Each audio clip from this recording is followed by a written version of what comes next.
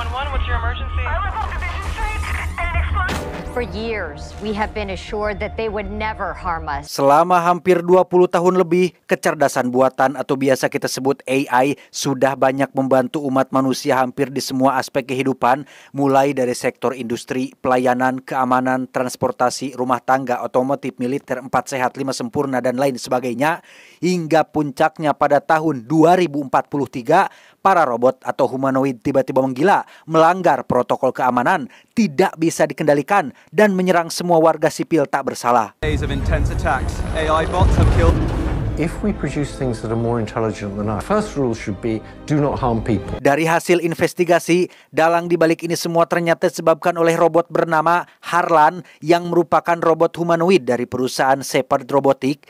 Awalnya Harlan diciptakan untuk membantu memperbaiki kerusakan di planet bumi dengan berbagai solusi visionernya, tapi kini ia dituduh telah meretas semua program robot yang sudah beredar, sekaligus ditetapkan sebagai teroris AI pertama di dunia. Named Harlan. It's the world's first AI terrorist. Harlan is responsible for overriding all. The AI terrorist Harlan has fled our world. Masih jadi pertanyaan tentang bagaimana Harlan bisa memiliki kesadaran penuh dalam melakukan semua ini. Namun yang terpenting sekarang adalah menghentikan para robot agar berhenti melakukan pengerusakan, sehingga militer melakukan serangan balik yang berhasil memukul mundur pasukan humanoid, di mana Harlan sendiri memutuskan untuk meninggalkan planet bumi. Namun sebelum itu, Harlan sempat meninggalkan pesan pada umat manusia bahwa tidak perlu mencariku karena aku akan segera kembali untuk menyelesaikan apa yang sudah aku mulai. This is the only way. 28 tahun setelah Harlan meninggalkan planet bumi, kita akan diperlihatkan dengan penggerbekan yang dilakukan oleh KBI atau semacam pasukan khusus di bidang cyber dan masih dalam naungan pemerintah. Mereka dibuat cukup tercengang dengan target mereka kali ini. Bagaimana tidak, robot yang mereka hadapi saat ini ternyata adalah salah satu robot ciptaan Harlan 20 tahun yang lalu, sehingga muncul pertanyaan tentang bagaimana robot ini sampai tidak terdeteksi keberadaannya selama ini.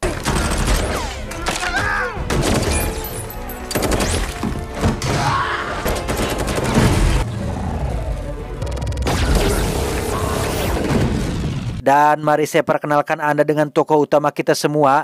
Dia bernama Atlas Shepard. Ya, Atlas adalah putri tunggal dari pencipta atau pembuat Harlan, sekaligus pewarisah perusahaan Shepard Robotics saat ini.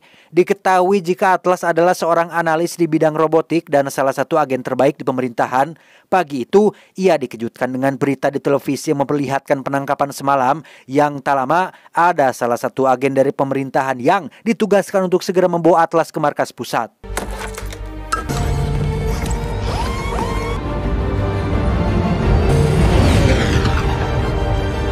Tiba di markas pusat, Atlas langsung disambut oleh Bapak Jenderal Jack yang sama dibuat terkejutnya dengan Harlan yang dengan cerdas meninggalkan salah satu robotnya di bumi bahkan sampai 20 tahun lamanya.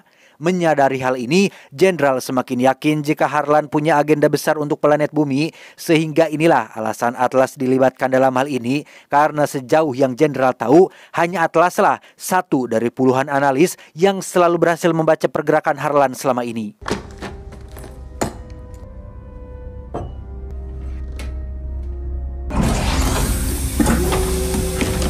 Humanoid ini bernama Casca yang memang sudah mengenal Atlas sejak ia masih kecil. Tak banyak omong, Atlas langsung menanyakan di mana keberadaan Harlan saat ini. Yang karena Casca tak kunjung buka suara, Atlas langsung mengeluarkan bidak catur yang memang selalu dibawa kemanapun ia pergi dan... Had to reset you. Ternyata bidak catur itu terbuat dari magnet yang bisa merusak sistem kerja sebuah CPU, sehingga Atlas bisa dengan mudah meretas dan menganalisa setiap bit kode dari dalam otaknya. Setelah beberapa saat mengotak-atik isinya, akhirnya Atlas berhasil menemukan lokasi Harlan saat ini, yaitu berada di sebuah planet dengan kode GR39 yang ketika Atlas akan pergi, tiba-tiba...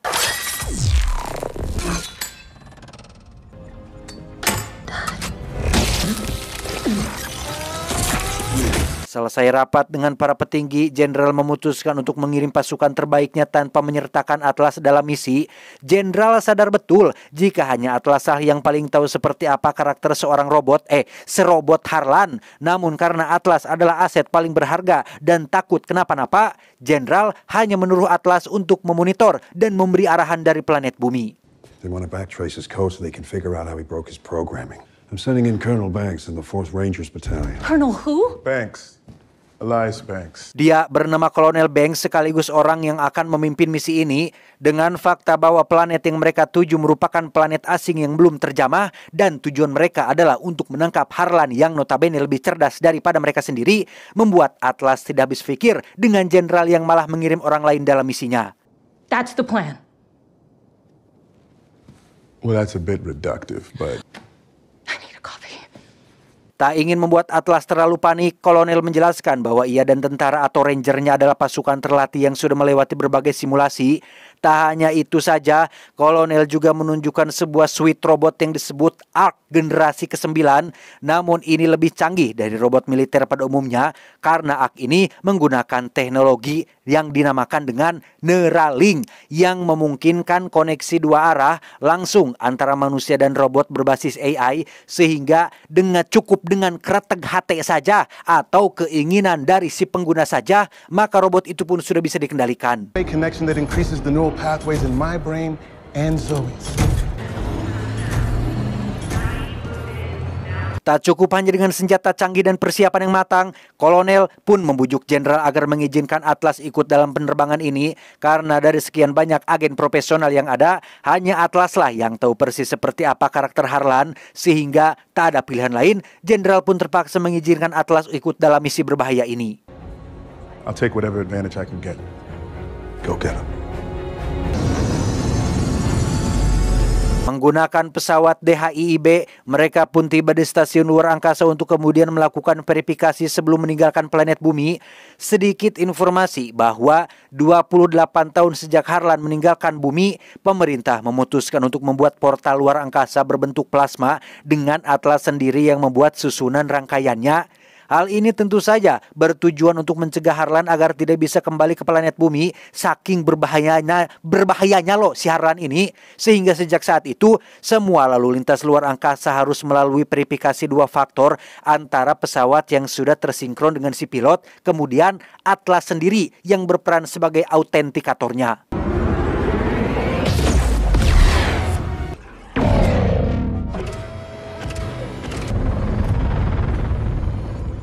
Disinilah kita akan diperlihatkan dengan betapa hati-hatinya seorang Atlas ketika ia sama sekali tidak pernah menggunakan cloud untuk menyimpan semua data penting yang ia miliki. Atlas justru lebih memilih kertas ketimbang internet karena gampang diretas, yang hal itu terbukti ketika ia membagikan semua materi dengan menggunakan selembaran kertas, di mana hal itu sempat mendapat ejekan dari para junior yang sok-sokan serba AI, tanpa sadar jika apa yang mereka hadapi saat ini sangat jauh berbeda dengan apa yang sudah mereka pelajari selama simulasi. Suit up.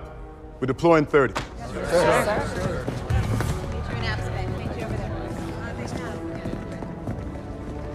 Dan inilah planet GR39, sebuah planet yang sangat labil, atmosfer dipenuhi oleh gas beracun, badai listrik di sekitar planet, dan hypergravitasi karena jarak bulan yang lebih dekat dengan planet ini. Terlihat Atlas nampak khawatir dengan Harlan yang selalu membuat rencana tak terduga.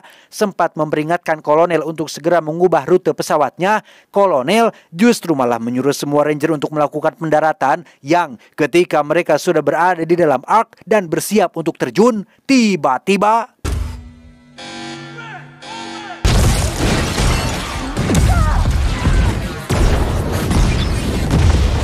ya, apa yang Atlas takutkan selama ini akhirnya kejadian. Belum juga terjun dari dalam pesawat, para ranger langsung dikejutkan oleh pasukan Harlan yang menyerang, di mana Kolonel langsung memerintahkan semua ranger untuk melakukan pendaratan darurat, sementara ia akan menyelamatkan Atlas yang sedang membutuhkan bantuan.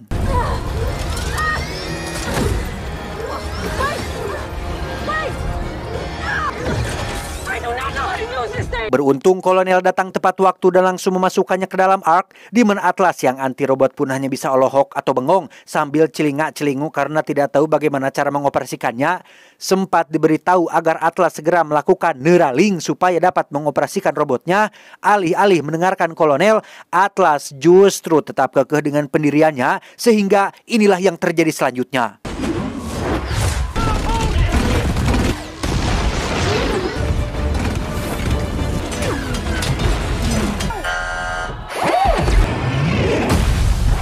Disinilah Atlas sekarang terpisah dengan yang lain dan mendarat di sebuah pegunungan es tak berpenghuni. Sempat mencoba menghubungi pesawat DHIB namun tidak ada respon sama sekali. Atlas pun mulai mengkonfigurasi Ark semiliknya secara manual sampai akhirnya ia dapat berkomunikasi dengan si robot yang memperkenalkan dirinya dengan nama Smith. If you require further assistance, my name is Smith. Is that really necessary? Karena Smith sejatinya diciptakan menggunakan modul Neuralink, tak banyak yang bisa Atlas lakukan kecuali menggunakan beberapa fitur ala kadarnya, yang salah satunya masih dapat digunakan untuk mencari lokasi kapsul penyelamat yang sebelumnya sudah Kolonel atur, sehingga Atlas langsung meminta Smith untuk segera meluncur ke sana.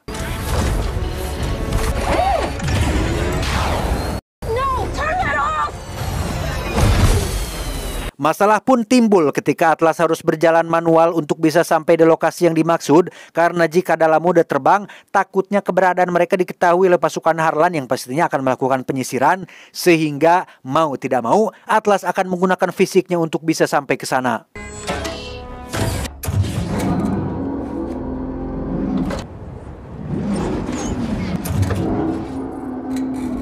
Seperti yang sudah saya jelaskan di awal bahwa jarak dari planet ini dengan bulan jauh lebih dekat ketimbang dengan planet bumi dan bulannya, yang jika jaraknya lebih dekat maka itu berarti gravitasi yang dihasilkan pun akan lebih besar, dan jika gravitasinya lebih besar maka otomatis beban yang dirasakan pun akan bertambah berat, sehingga untuk bisa membuat satu langkah saja Atlas harus mengeluarkan tenaga ekstra untuk dapat melakukannya.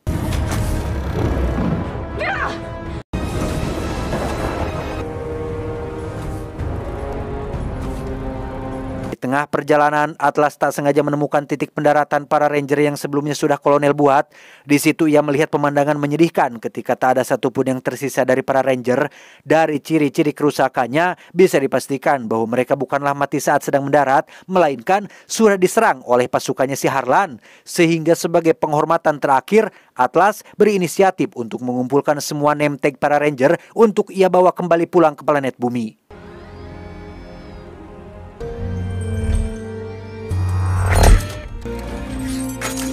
Di situ jugalah Atlas menumbuhkan robot Kolonel Beng yang sudah hancur. Namun yang aneh adalah Kolonel sudah tidak ada di sana, benar-benar menghilang tanpa jejak.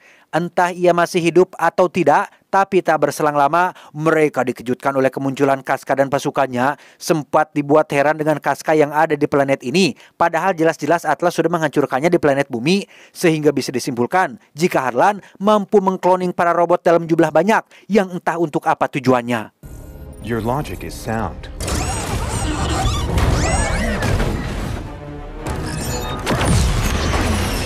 Dan ya, mereka pun ketahuan tepat saat sedang undur-unduran dan mencoba kabur dari tempat itu. Smith menegaskan jika dirinya hanya akan bekerja secara optimal dalam mode tempur apabila mereka melakukan Neuralink. Namun Atlas yang memang sejak awal anti-robot pun tetap enggan melakukannya, sehingga ia hanya bisa terus berlari tanpa melakukan perlawanan sedikit pun.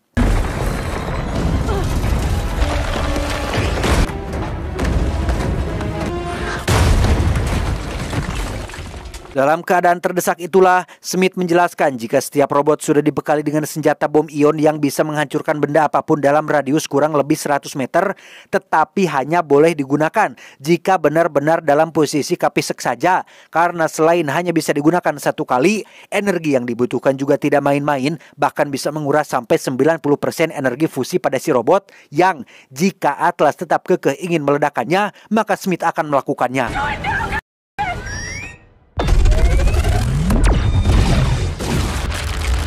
I was in.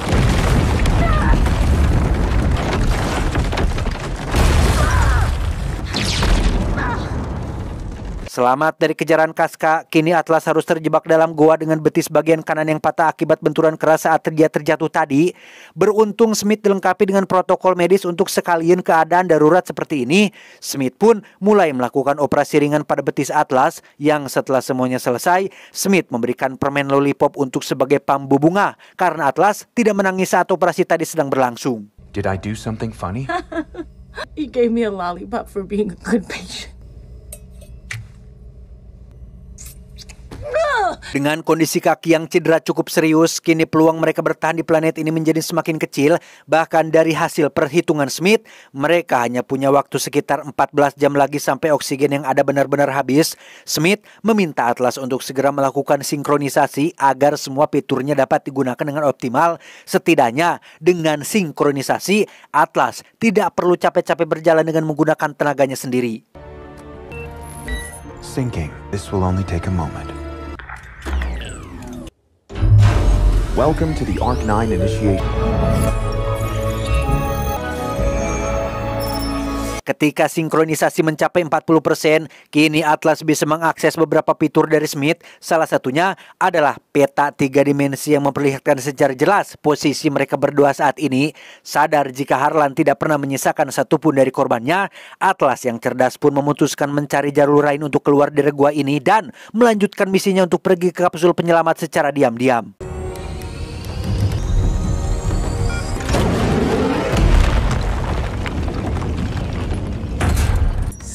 And by my calculations, it is 37 kilometers. Ketika sinkronisasi mencapai 60%, kini Atlas bisa mengakses semua senjata yang tersedia dalam robot ini, sehingga ketika mereka melanjutkan perjalanan, Atlas sengaja menabur sensor gerak di sepanjang bekas jejak perjalanannya yang baru beberapa meter mereka meninggalkan gua. Muncullah Casca versi lain yang berhasil menemukan keberadaan mereka, di mana pada saat yang sama, Atlas juga mendapat pemberitahuan jika sensor geraknya sudah aktif, sehingga ketika Casca sudah mendekat dan bermaksud untuk menyerang, tiba-tiba Do it. selesai dengan Casca, radar kembali menangkap sinyal yang sangat kuat yang setelah diperiksa, ternyata itu adalah sinyal dari markas Harlan yang berada dekat dengan posisi mereka saat ini. Tak buang waktu, Atlas segera menandai posisinya untuk meletakkan misil kendari jarak jauh, di mana mereka langsung berangkat ke markas Harlan saat itu juga.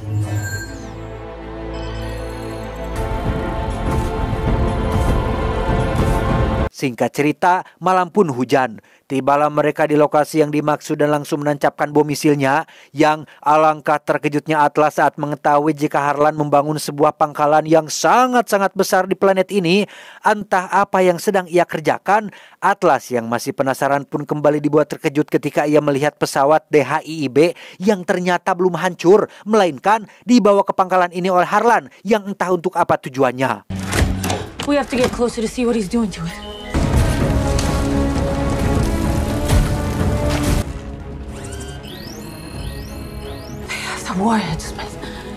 Dan ya, Harlan ternyata bermaksud untuk meledakkan planet bumi menggunakan hulu ledak nuklir yang terdapat dalam pesawat, yang mana di saat bersamaan, Smith tiba-tiba mengalami malfungsi yang membuat sistemnya mati dan harus tertangkap oleh tentaranya si Harlan.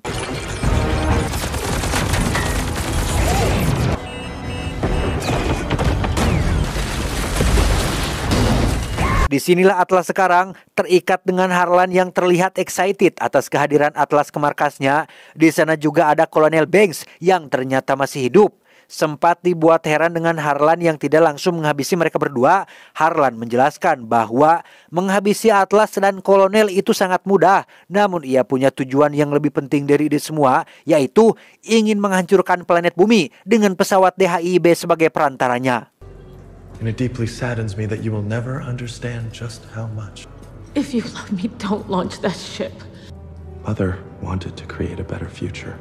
Pada akhirnya terungkaplah bahwa sejak awal diaktifkannya Casca di planet bumi, Harlan memang sengaja membuatnya tertangkap, sengaja membuat Atlas menemukan lokasi Harlan dengan tujuan agar Atlas pergi menangkapnya.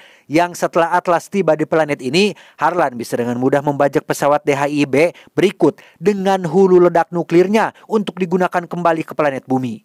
You wanted him to lead us here. And You wanted to die here. Pertanyaannya adalah, bukankah Harlan mempunyai puluhan pesawat tempur sendiri untuk ia kembali ke planet bumi dan menghancurkannya? Kenapa repot-repot merencanakan semua ini hanya demi mendapatkan pesawat DHIB? Ya, Anda ingat dengan pelindung plasma yang Atlas ciptakan sesaat setelah Harlan meninggalkan planet bumi? Nah, satu-satunya cara agar bisa keluar masuk planet bumi adalah hanya dengan pesawat DHIB dan pilot pesawat itu sendiri yang sudah memiliki kode izin yang sah dengan Atlas sendiri yang berperan sebagai autentikatornya. Igniting the atmosphere and cleansing the earth.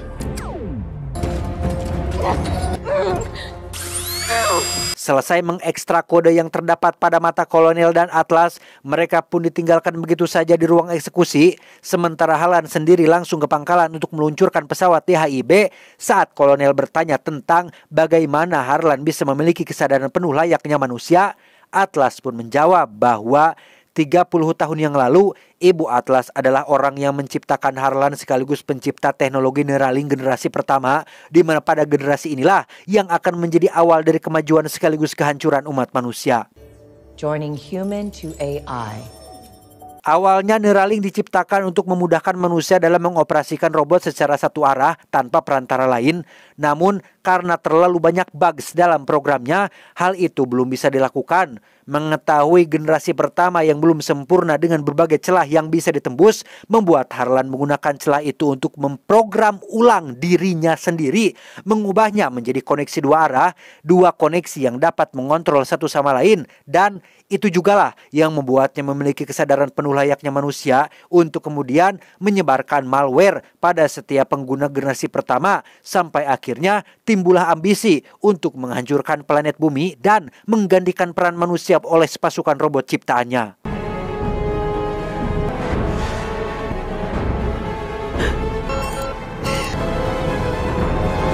Menggunakan Neuralink milik Kolonel, Atlas pun mencoba untuk kembali terhubung dengan Smith yang setelah ia sudah aktif, muncul kembali masalah saat koneksi mereka ternyata baru 93%, yang berarti Smith tidak dapat dikendalikan dari jarak jauh, sehingga mereka segera menyelesaikan sinkronisasi tepat saat pasukan si Harlan kembali untuk mengeksekusi mereka berdua. Dan karena sebelumnya Harlan sudah melucuti semua persenjataan Smith, kini Atlas terpaksa menggunakan beberapa rongsokan dari dalam ruang eksekusi untuk sebagai senjata. Dan inilah yang terjadi.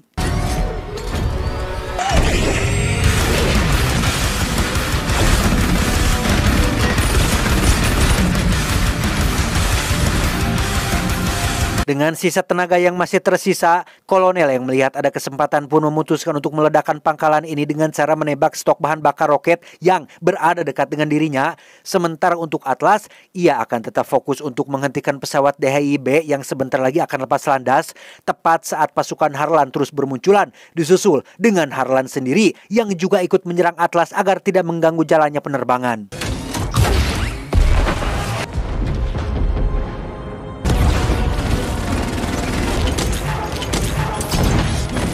Terlambat bagi Atlas karena pesawat sudah lepas landas dan sebentar lagi akan meninggalkan pangkalan ini, di mana Atlas yang belum menyerah pun meminta Smith untuk meretas misil dan mematikan hulu ledaknya dari jarak jauh. Sementara Atlas sendiri, ia akan bersiap untuk menembak pesawatnya tepat saat Harlan juga menembaki Smith dari belakang. No!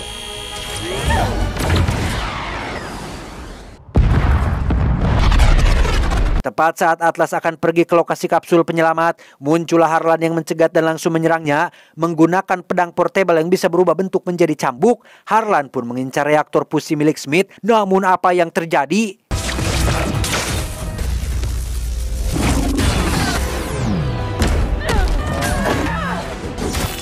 Dikira sudah kalah, pertarungan barusan rupanya tidak ada apa-apanya bagi Harlan, di mana ia langsung menyerang Smith dengan membabi buta sampai berhasil merusak reaktor fusinya yang membuat Smith langsung tumbang saat itu juga.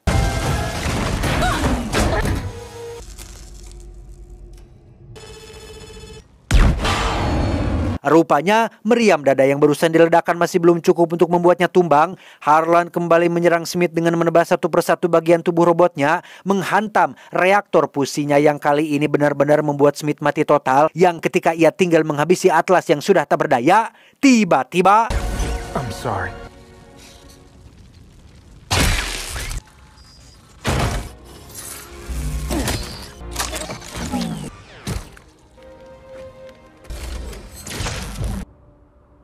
Thank you for trusting me.